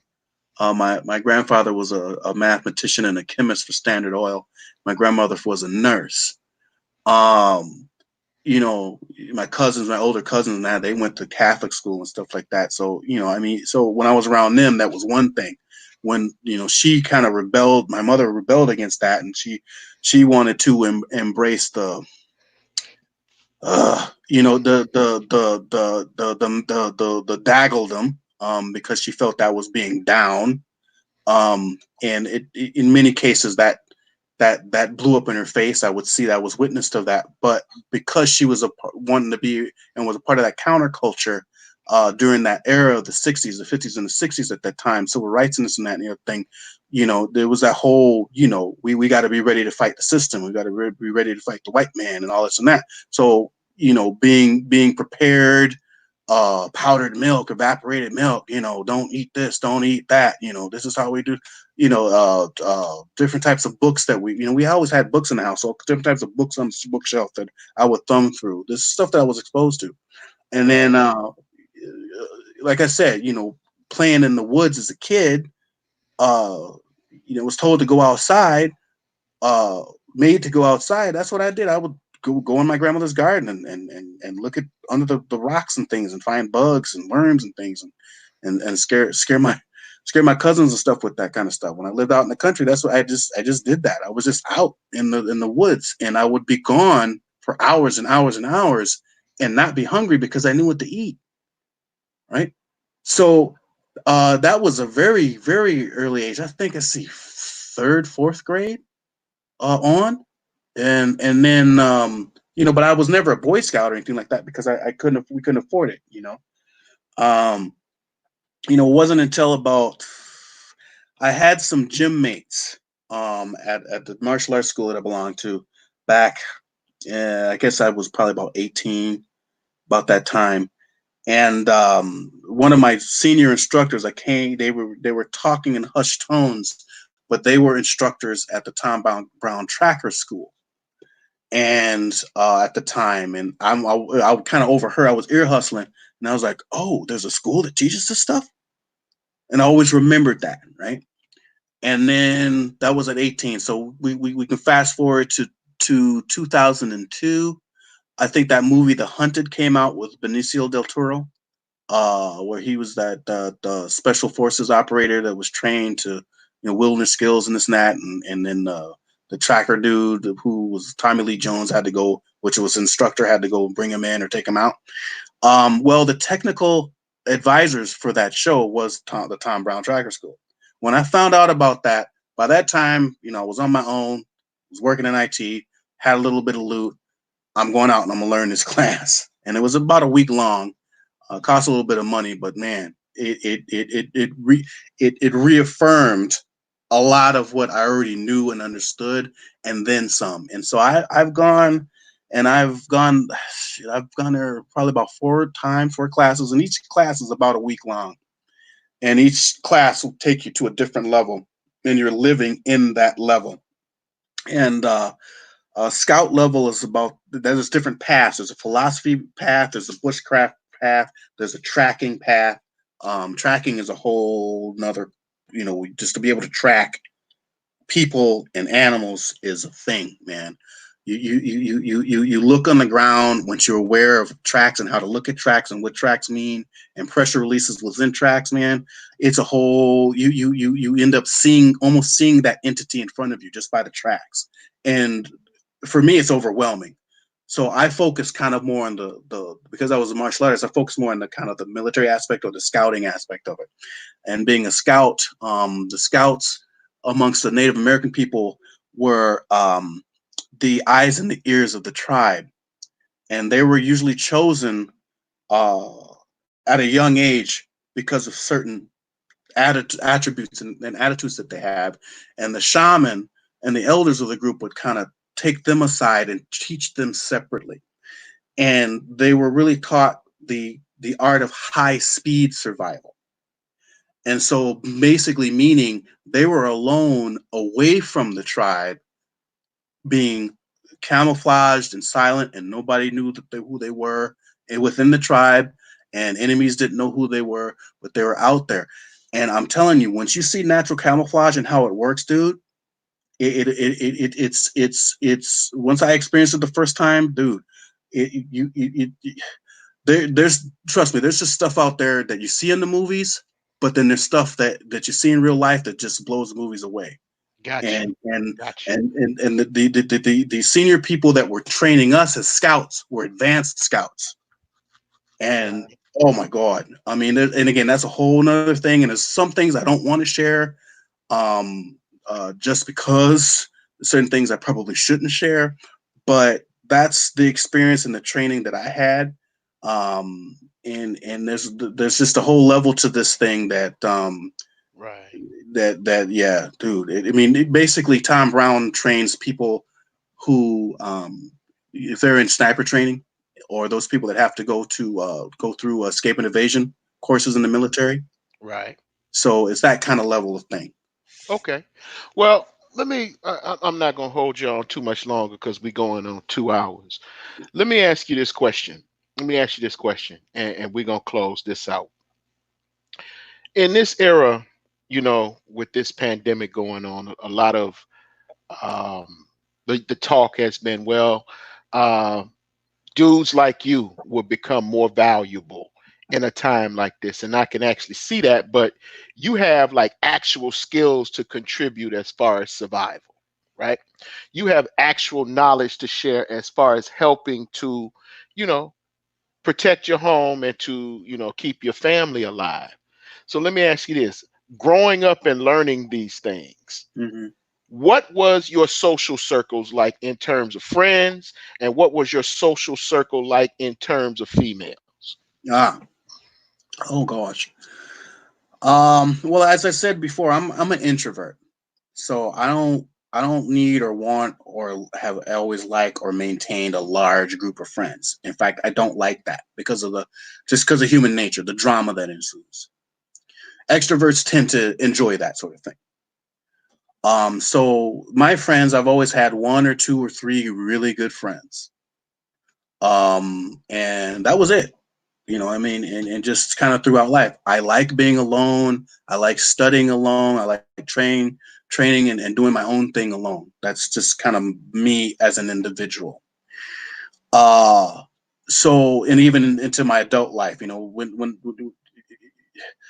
yeah, I mean, I used to be in a club scene too, big time. Like I said, I was a bouncer for a long time, but I not only was I how did they say that hair club for men? Not only am I a member, but I'm also a practitioner or whatever. But not only did I work there, but I hung out because key to being a good bouncer was to know the clientele. And when they saw me just hanging out, and I could get down. I like to dance. That's my other thing. I love to dance, and so I could always attract people.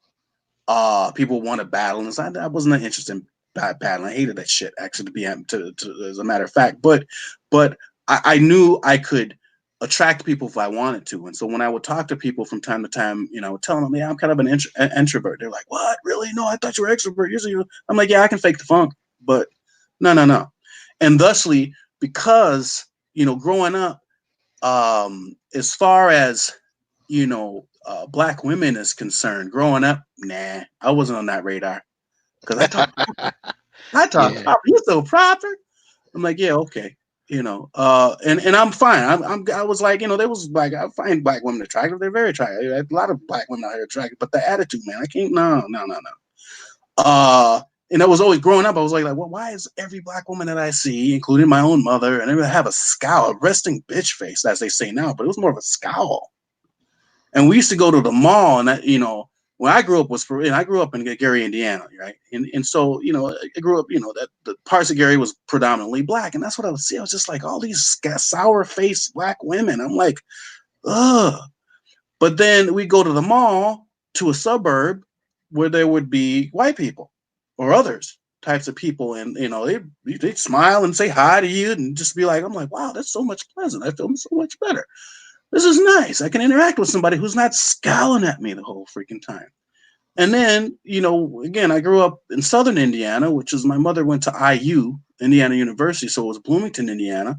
So the vast majority of my interactions were with non-black women, black people in general, Gotcha. and I had they just always. I'm friends with an individual today who was kind of, I would have to say, I wouldn't say, yeah, she's kind of my she's the first crush, I guess. She contacted me. She looked me up because I hadn't since fifth grade.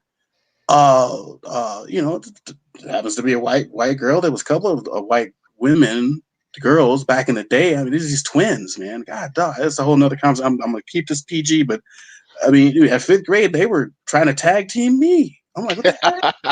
I mean, seriously, it was just like, it was like, Ah, whoa. So there was I hadn't no problem. I don't think I was a shy. Oh God, I remember even.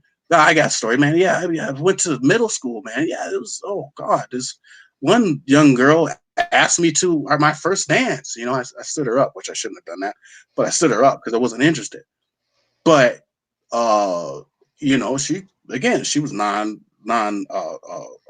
black woman, but of course, all the kids, because being Southern Indiana, mind you, there was a bit of racism down there, and I felt it and saw it, and I have some experience with it a little bit.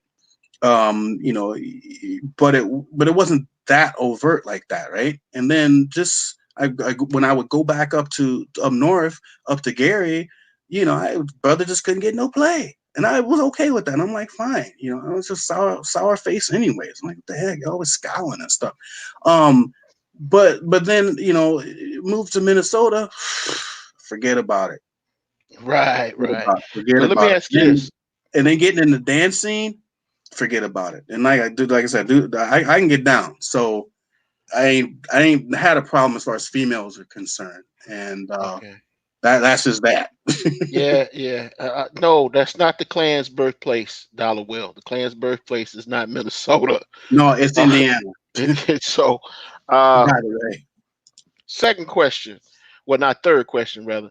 I'm curious with all of this natural curiosity that you had about the world and about all of this natural curiosity about nature or plants or animals or things like that. Mhm. What were your grades like? What were your grades like? Mm. I was God, I would have to say I was a BC student. Okay, I was BC. a BC student, and again, ooh, you say that, man, because my mother was the mother that would show up at school, and then she'd pop me upside my head if I didn't know the answer in front of everybody.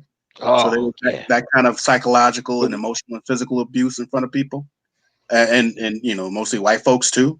Wow. Um, and if I didn't, if I got a D or an F, yeah, that was a beaten time.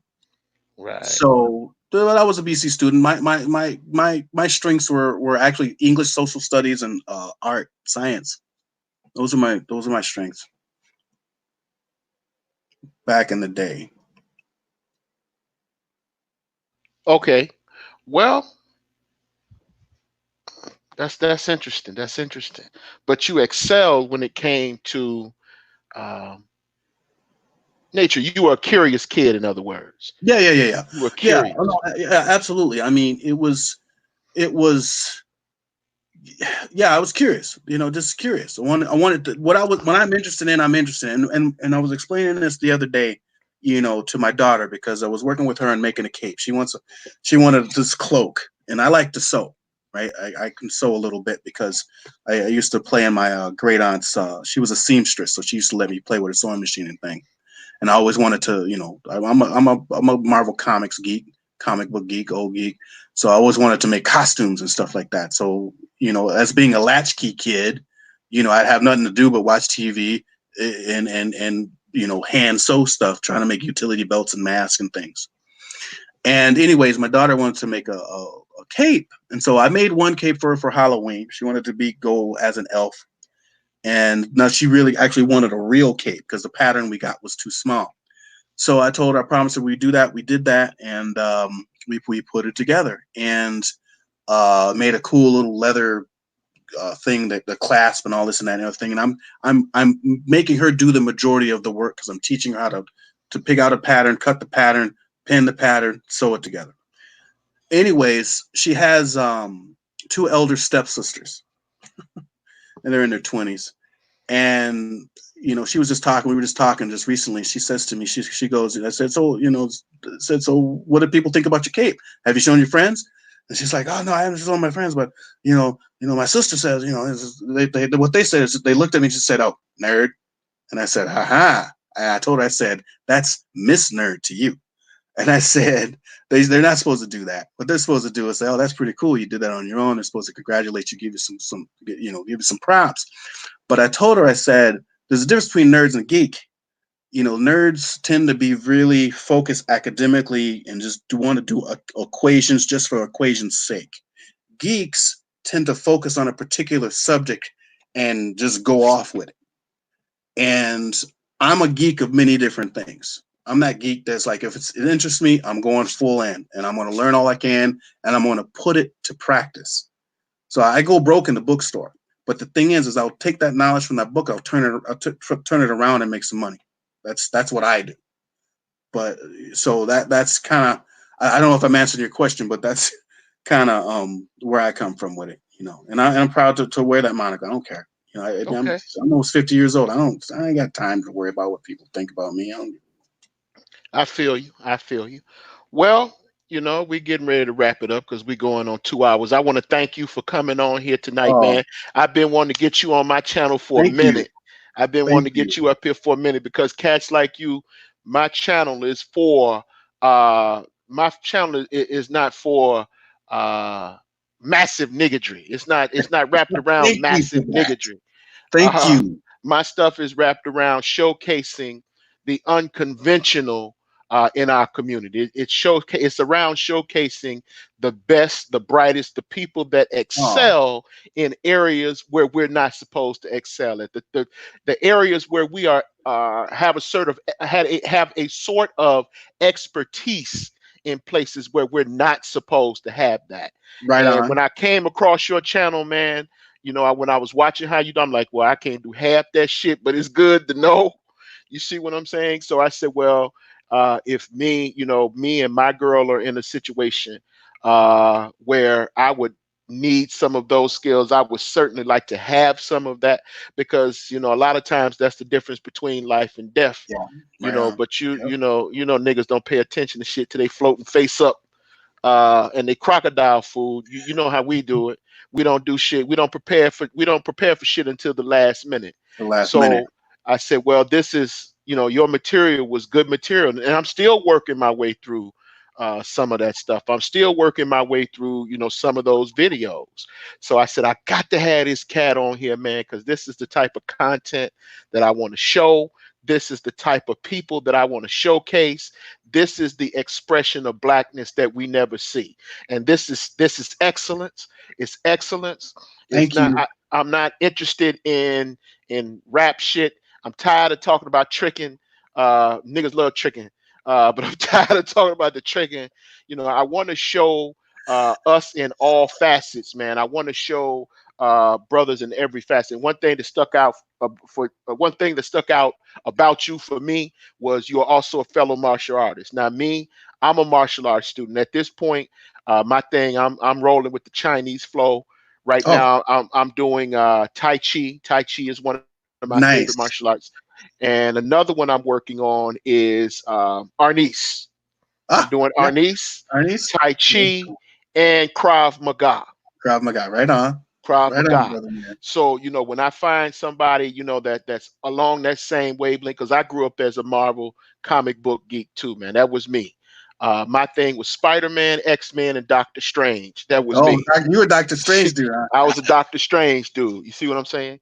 So Right on. whenever I get the chance to showcase or show different expressions of a black male voice other than the shit that you hear, other than the nigga that want to bust a cap off in the roof to let everybody know he in the house, you know, that's the type of dude, that I want to bring on. And those are the type of people that I want to represent my channel because though that is the expression of blackness that I want shown. So I thank you for coming on here tonight, man. I gotta have you back on here. I want to bring you back on Genosha TV. I want to bring you back on Genosha TV. That's my other channel. Now that's Genosha TV. 90%. Okay. Yeah, that's 90% less niggatry. This is 40%. That's 90% less niggatry over there. So I I'm want to so bring you tired. back and have you on Genosha TV. I want to go through. I want to revisit. How do you make candles? I want Yeah, to right on. revisit. I want to revisit. The purification of water and so forth and so on in an urban environment. So with that being said, again, let everybody know where they can find you. Let everybody know where your channels are. And we're going to say peace and get out of here for the night. And I'm going to let you go to bed. Oh, cool. Thank you, brother. No. Yeah, my website is theurbanabo.com. The Urban Abo on Twitter and YouTube, The Urban Abo. And that, and that's TheUrbanAbo. That's it.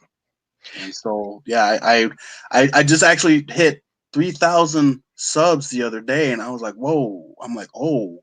And I really Right. only post, and some of my videos are kind of long and drawn out, and really what I've done or what I'm doing is just archiving skills for myself, because a lot of Right. this, a lot of knowledge that I forget. Like just the other day, I was working on something, and I forgot. I learned how to make a frog button, which is the cloth button that you see on Chinese clothing. And Right. so, haha, I already did a video about that. Went to my own video, reminded myself how to make a frog button. So I do those videos for that reason. If people get inspired or they get something out of it, that's even great. That's good. These recent sort of pandemic related videos that I've been putting out there is, again, I don't know. I just feel compelled to do those.